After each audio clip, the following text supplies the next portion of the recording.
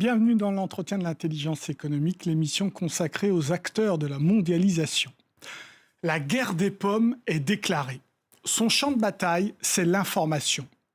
D'un côté, les producteurs français de pommes, de l'autre, une grande marque de distribution du bio qui diffuse sur les réseaux sociaux une campagne assez agressive, vous allez le voir, contre l'agriculture traditionnelle. Pour parler de cette guerre de l'information, je reçois Daniel Sauvêtre, président de l'Association nationale Pommes-Poires. Bonjour. Alors Bonjour. avant, on va tout de suite regarder un extrait de cette campagne, vous allez voir, qui est assez agressive. On regarde. Bon alors, t'en dis quoi de Caro? Oui, elle est sympa, mais enfin bon, je suis pas sûre que ce sera la mère des enfants de ton frère. Ils viennent juste de se rencontrer, parler d'enfants, tu crois pas que c'est un peu tôt, non?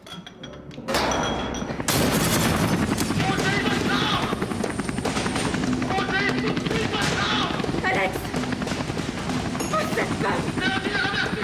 Sur cet enfant! Pose cette foutue femme!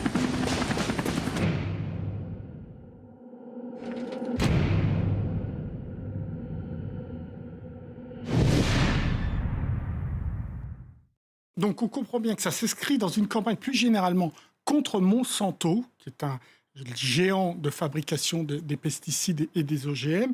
Mais là, c'est clair, le message est clair. Ne prenez pas de pommes qui ont été traitées aux pesticides. Comment vous la recevez, cette campagne ? C'est forcément très, très agressif.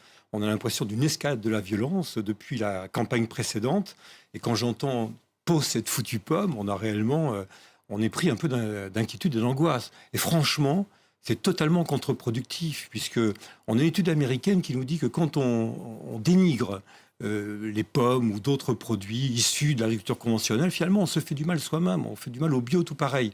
Et moi, ce qui me fait le plus de peine, c'est que dans mon association, nous produisons à la fois des pommes vergers éco-responsables, mais nous produisons également du bio, et de plus en plus, forcément, puisque l'image du bio est telle qu'on a tous envie finalement de profiter de cette force d'image qu'a le bio. Et donc on a une partie du verger français qui évolue vers le bio. Et donc quand on voit cette opposition entre d'un côté le verger bio, de l'autre côté le conventionnel, alors que les frontières s'estompent, c'est tout à fait déraisonnable. Alors on va voir quelques chiffres là, qui concernent la production mondiale de pommes. Oui. 80 millions de 80 tonnes millions. à peu près. On les arrondit. Français sont situés dans... Mais la France, c'est 1,5 million de tonnes. Ouais. Et sur les 80 millions de tonnes, la moitié est produite en Chine, 40 millions, un peu plus, j'arrondis. Après, on va avoir l'Europe à 12 millions, les États-Unis à 5, l'hémisphère sud qui finalement ne représente que 5 millions de tonnes. Ça veut dire que la production mondiale, elle est principalement de l'hémisphère nord. Et dans cet hémisphère nord, la France, même si jamais c'est un petit pays producteur, a une... 10e rang ? Elle est au 7-8e rang, au 9e rang. Mais ce qui est important, parce qu'on aime bien annoncer les chiffres positifs, c'est que jusqu'au début des années 2000, on était le premier pays exportateur de pommes au monde. Aujourd'hui, nous sommes rendus à la 6e place, mais toujours dans un mouchoir, puisque le premier fait 900 000 tonnes et nous faisons entre 600 et 700 000. Autant vous dire qu'on est plutôt fiers en France d'avoir cette réussite Ce sur le type de marché. campagne a-t-elle un impact sur vos exportations? Alors non, sur les exportations, c'est plutôt l'inverse, puisqu'aujourd'hui, la réputation de l'origine France, de l'Europe, mais de l'origine France, est telle, puisque nous avons des normes les plus sévères au monde, qui fait que sur les marchés internationaux, c'est un atout pour nous que de dire que la pomme est issue de nos cahiers des charges de production en France.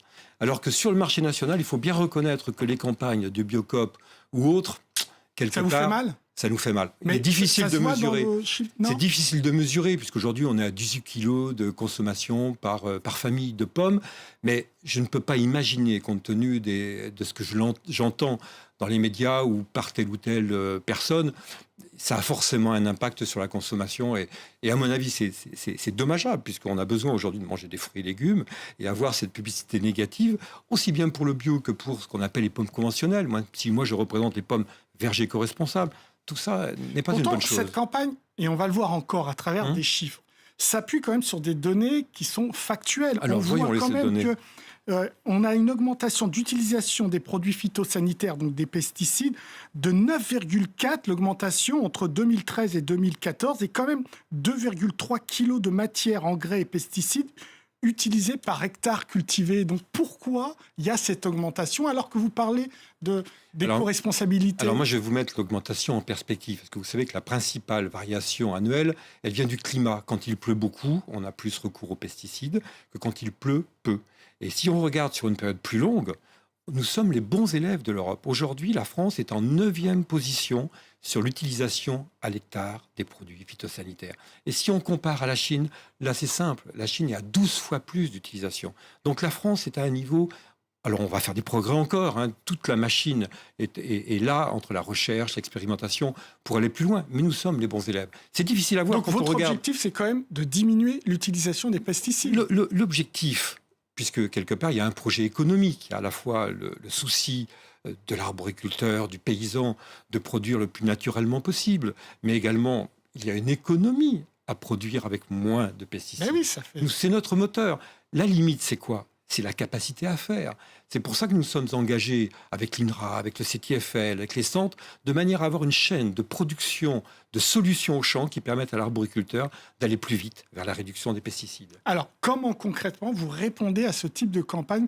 Vous estimez qu'elle est extrêmement agressive? Je fais comme dans les Guignols, je me mets sous la table et je hurle. Mais quand je suis face au public, là, j'agis un peu différemment. C'est-à-dire que je valide tout à fait la stratégie que nous avons avec l'ensemble des producteurs de communiquer à notre tour très positivement sur ce que nous faisons. C'est-à-dire que peut-être nous avons trop longtemps laissé la place à cette communication négative en ne disant pas suffisamment ce que nous faisons dans nos vergers. Aujourd'hui, nous faisons l'opération Verger ouvert, où dans toutes les régions de France, nous accueillons les journalistes, le grand public, pour parler de nos pratiques. Et aujourd'hui, indépendamment de l'agenda de ceux qui cherchent à avoir ces communications négatives, nous communiquons en permanence. Nous allons ouvrir une chaîne YouTube sur la pratique. Ah, quand même, parce Voilà. qu'on ne vous voit pas, là. Vous avez raison de me faire le reproche. Peut-être que nous avons trop tardé, mais aujourd'hui, nous allons être très présents toute l'année avec des messages positif, pas pour être positif, simplement pour dire la réalité des choses. Comment ça se passe dans un verger? Qu'est-ce que je fais, que je sois en bio ou en verger éco-responsable? Qu'est-ce qui se pose à moi comme problème? Pourquoi est-ce que je dois intervenir parce qu'il a plu et que je risque d'avoir un champignon qui se développe sur ma pomme? Pourquoi est-ce qu'il faut que, de manière de plus en plus biocontrôle, eh bien, il faut que je puisse venir mettre des petits bâtonnets dans mon verger pour éviter que le papillon mâle, il rencontre le papillon femelle pour pas que j'ai le ver de la pomme. Tout ça, on va le raconter parce que franchement... Et comment vous allez le raconter? Alors, on va le raconter, bien aujourd'hui nous le faisons beaucoup par la relation avec la presse. Nous avons eu beaucoup cet automne d'émissions de télévision. Oui, mais vous avez vu consacrées. l'efficacité de ces campagnes, c'est Ah, punchy. mais, Est-ce que vous êtes capable de le faire et de c'est répondre? petit. Bon, les moyens ne sont pas les mêmes, puisque là, nous sommes quand même dans quelque chose que je vais appeler un peu du bio-business, qui mélange un peu l'activisme politique avec des messages. Donc, c'est quelque chose que nous maîtrisons mal. Donc, nous voulons rester des paysans. Nous sommes là pour parler comme nous savons le faire, de notre métier. On aura toujours un peu de peine. C'est un peu le pot de terre et le pot de fer. On a d'un côté ce que j'appelle le bio-business, que je trouve détestable parce que les valeurs du bio ne sont pas celles-ci. Les valeurs du bio, c'est la nature, c'est plutôt la paix dans le monde que ce type d'approche violente des comportements. Est-ce que c'est un problème d'argent?